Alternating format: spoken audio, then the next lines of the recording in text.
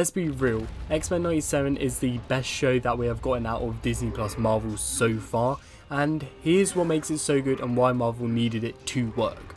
First, we need to set apart these 6 things that make it so good: storyline, characters, art style, deaths, what it sets up in the future, and why was it so good. Storyline. This revival of the X-Men series was frowned upon originally, as quite a lot of people thought Disney Marvel would ruin it. However, Marvel did not do this. They managed to bring back the aesthetics of the original series to match with the older viewers and the new Marvel audience.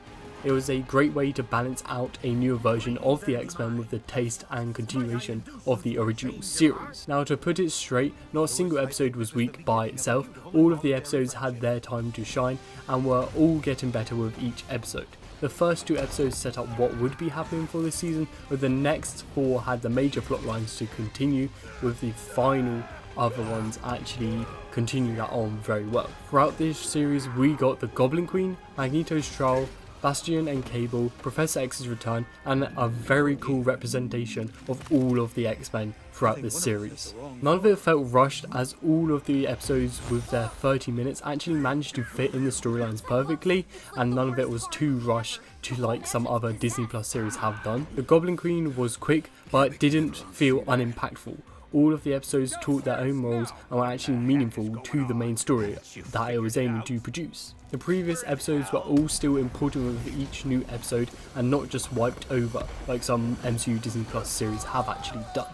The Geonosia event in episode 4 was a big change, and it actually impacted the rest of the 6 episodes after it actually happened. Characters. This is the best iteration of the X-Men that we have gotten on our screens so far. With a revival, Marvel had the challenge of redesigning the characters to fit modern tastes without changing the old designs too much. All members of the X-Men actually managed to be featured as the main characters in their own way in at least one episode, with them all going through their own character arcs, with Jean Grey and Madeline Pryor both going through their identity crisis, which impacted a lot of the episodes actually. They faced a challenge for the X-Men, which wasn't necessarily a villain. Storm went through her 2-episode arc after the loss of her powers, where she had to rediscover her powers, and how the attack on her, which limited her powers, didn't stop her powers but dampened them. We got to see these characters face arcs which continued on from the original series and didn't feel useless to the whole plot point of the story. All of the characters in X-Men 97 had their feats within the series as they worked as a team or a family, and we got to see them all work together very well, and it was very coordinated. All of that danger room training that they do every single day really did pay off within this series.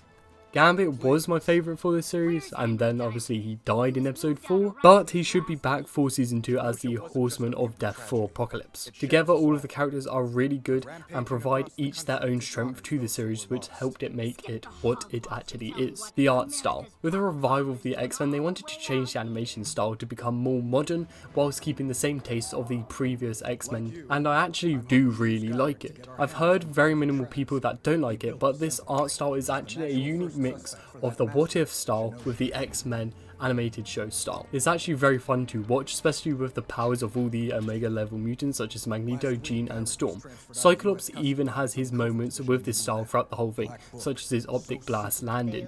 This new style is a fresh take for Marvel animation, and it was definitely a fun watch within death. Episode 4, with the ending of Geonosia being obliterated, killed lots of mutants and even Gambit. Now some shows just gloss over the death of their characters, but not X-Men 97. The X-Men 97 show actually managed to maintain the effect of Gambit and the Geonosia events and all of those deaths for the whole 6 episodes after it, and managed to keep the importance of it rather than making a joke out of it. Gambit's death was very memorable, and it respected his characters as he died in a way that Gambit would have wanted to. Gambit's death was a detailed plot which led to lots of plots to continue on from his death that changed the whole story.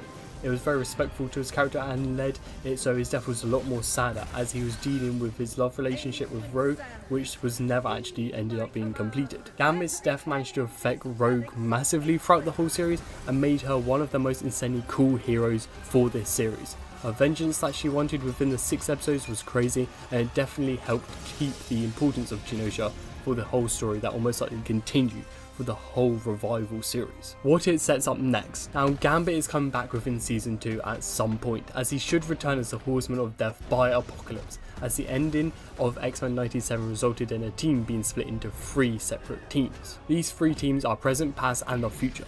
This was most likely Apocalypse's dealings, and it will help Gambit come back, and which will provide a major plot point for Rogue and her processing of his death and the trauma that Genosha actually gave her. We will be seeing the younger version of Cable, which will continue the storyline of him going to the future when he was ill as a child.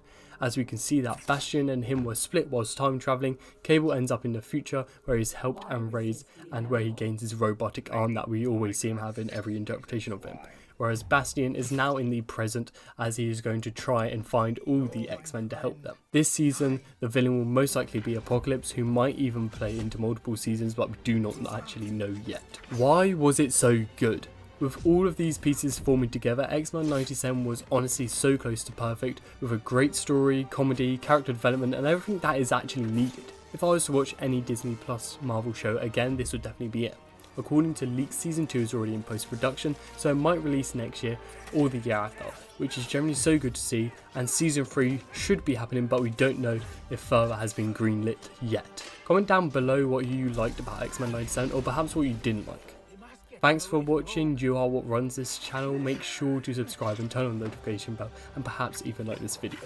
YouTube wants you to watch this video and perhaps this playlist, or actually hit that subscribe button.